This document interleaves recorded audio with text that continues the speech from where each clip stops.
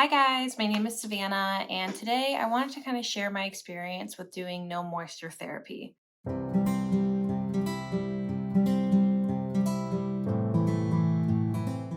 So, no moisture therapy is something I came across when I was experiencing the worst of the worst flare up of my entire life.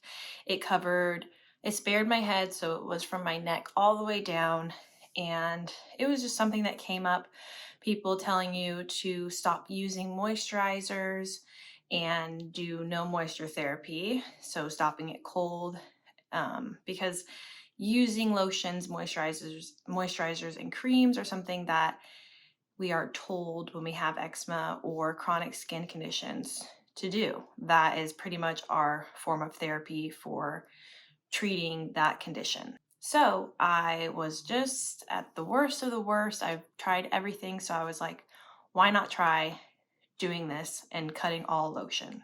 So if you're someone like me that during that time is just looking for anything they can do, I wanted to create this video to kind of talk about if I would recommend doing no moisture therapy, how it worked for me, and what I learned doing it that I would kind of advise for people looking to try it now.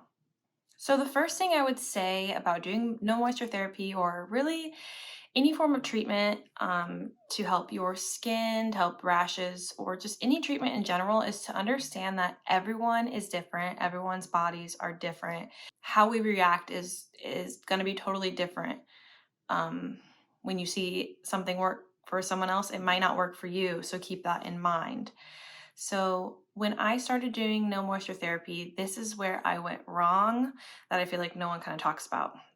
So with this therapy, they're saying don't do any moisturizers at all, basically, because when you're constantly putting on creams and lotions, your skin adapts to that and it's going to weaken the epidermis pretty much. It's going to become reliant on this lotion. So it makes sense, and I agree with doing this form of therapy because you don't want your skin to be reliant on using lotions and creams to stay hydrated. You want your skin to kind of go back to how it was, to be more resilient, to be able to keep moisture in itself. However, everyone's different. With me, I was highly addicted to lotion because I had eczema for a great percentage of my life. So I'm 26 now. I've been free and clear of eczema for about 2 years. But before that, I just did the tubs and tubs of lotion. So I'm talking like Aveeno, CeraVe, those tubs that you can get at Walmart. I went through one a week. So here I am going through one a week of these intense tubs, and I'm like, I'm gonna cut everything cold turkey. That's where I went wrong. So with anything you do in life, it should be slow, low and slow, right? So instead of taking out this huge tub and just being dry, I should have been like, okay, instead of a huge tub a week, I'm going to cut it down to half a tub. I'm going to only use half a tub a week. And then slowly taper that off to get to a place where I want to be, right? But I cut that out completely. And what I think happened, and I'll show pictures along the way, is basically it got worse, which I do think happens with no moisture therapy because your skin's going to become thirsty, right? Because it's used to that. So I think that's okay. But because I cut it out completely, what happened is it really put a lot of stress on my immune system and depressed my immune system. Because after doing the no moisture therapy, I got a fungal infection. I got pityriasis rosea. I got everything under the sun that you can get because I think I was doing other things too. I was fasting, I was being super extreme. So I think anyone that's wanting to try this, that skin is just not in a great place, I 100% support it. Go low and slow because you need to be gentle on your body because you're making so many changes. It's going to make your immune system work overdrive, and then you're going to leave open a huge gap for other things to come in and to get other infections. So do it very, very slowly. Do not push yourself. Okay, the other thing I've come to realize is no moisture therapy, I believe, is not for when you have flare ups. This is when you have it under control. Let's say maybe you have a little bit of a rash, you don't have this open wound and it's red and hot. I don't think it's for flare ups because what's happening is the lotion's going to come in there and help protect that skin that's open and inviting other things to come in and infect it. And it's going to make it worse if you stop protecting it. You could do a thin layer. That's what I would recommend doing instead of caking it on. Do thin layers. There's my cat.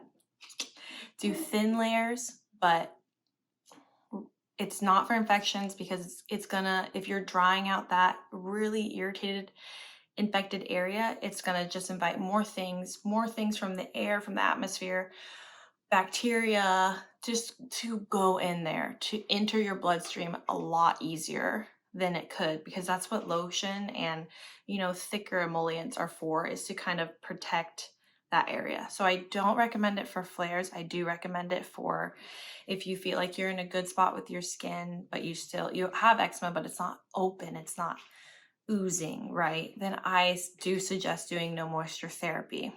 Another thing that I find with this type of therapy is people that talk about it, it makes people feel scared to use lotion like I did. I was like, I need to cut this out, like it's awful. There are a lot of benefits, and I'll show you what I use now in lotion. The downfall is you become reliant on it, right? So you want to get for me, this type of therapy is great to get you to a really good place with lotion and you're not reliant on it. That's the key word. Or addicted. I was heavily addicted. I couldn't get out of a shower or water, the beach, and just let my skin be for a minute. I couldn't do that when I was using a lot of lotion. It would tighten up and feel so uncomfortable. That's how I knew I was addicted. I felt so uncomfortable, like I had to put it on right away, or else that was it. I was having a bad day, and I had to apply it 5 times a day. Now I'm in a great spot. I actually don't really use lotion. I use it out of the shower and maybe before bed. So that's where I think doing this type of therapy has changed my life. I was addicted. I always had to make sure I had lotion on hand or it was going to be a bad day. So that's why I highly recommend doing no moisture therapy, but just doing it in a smart way and slowly getting to a comfortable point and not having fear of lotion. I still use it. I understand the benefits, the things it's adding to my skin, because a lot of people with, let's say, eczema, for example, there's a small percentage of you out there that it's genetics. There's a small percentage of genetics that plays into that role. So you just genetically have a compromised skin barrier. So that's where lotion can help, right? But you don't want to be addicted or reliant to it, and you can get there. I know right now it feels like lotion is your savior, but you can get there. So do I regret doing no moisture therapy? Absolutely not. It was probably the best decision I've ever made in my entire life, especially when it came to treating my skin. I do wish I did it differently, where I started off slowly, but now, like, I barely use lotion. And before I was so reliant, even out of the shower, I'll put it on, but like my other cat, my hands, I'll show you guys pictures of my hands. They're great. And this is like 2 years now, you guys. I'm in a great spot. And again, I do lotion maybe twice a day. And also this will depend on your environment, right? I live in a dry climate right now, so that's why I feel like I use more lotion than I would if it was more humid. So I'm going to show you guys what I use. I would recommend trying. So my favorite brand that I've stuck with for the past year has been La Roche-Posay. Probably don't say that right. La Roche-Posay. Right here. Can you guys see that? These are my favorite things ever. This one is just the lotion. And then I also use the foaming wash. Okay. What's amazing about these is they're thin.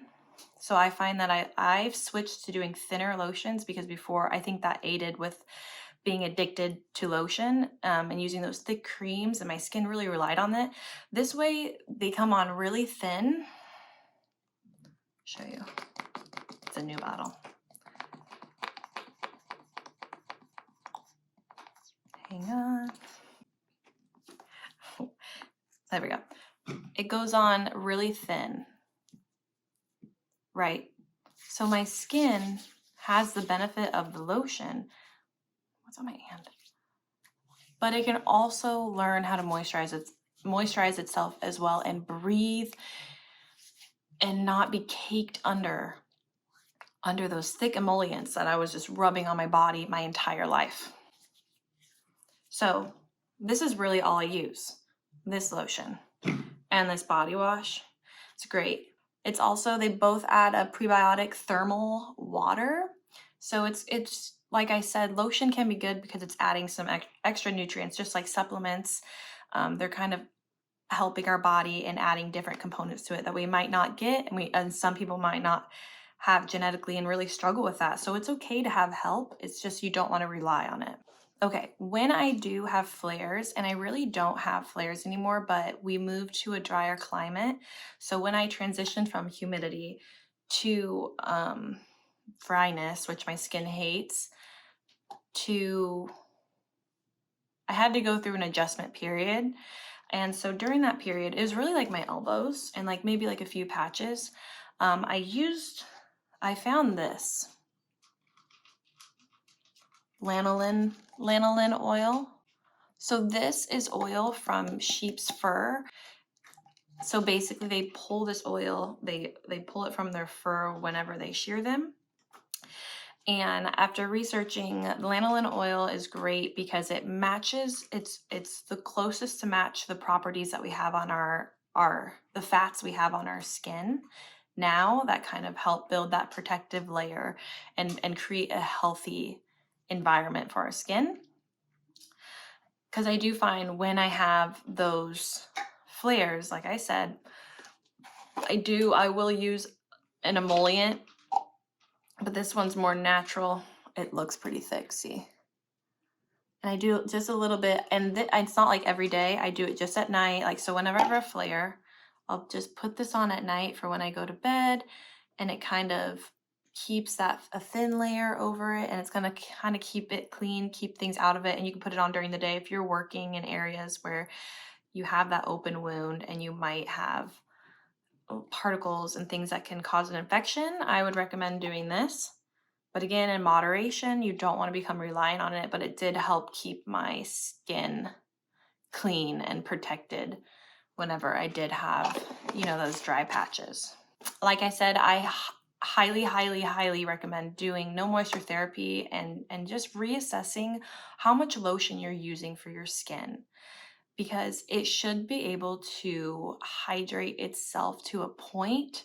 You don't want to be so reliant on it that if you don't use lotion, you're instantly dry. That's not a good sign and there's something wrong.